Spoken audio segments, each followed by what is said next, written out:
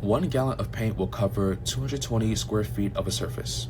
A room has a total wall area of W square feet.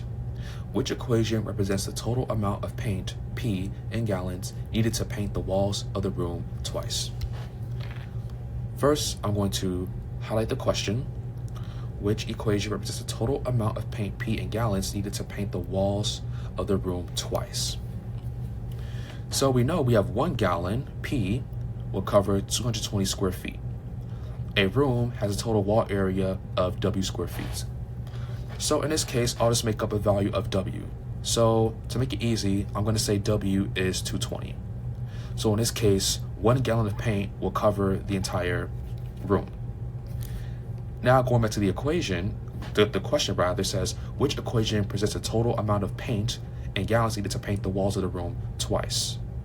So if our total area is 220, to paint the room twice, we would need 2 gallons. So P would have to be 2 in this case. Now, let's substitute W into our answer choices. So for A, we have 220 divided by 110, which is essentially 2. So our best answer is A.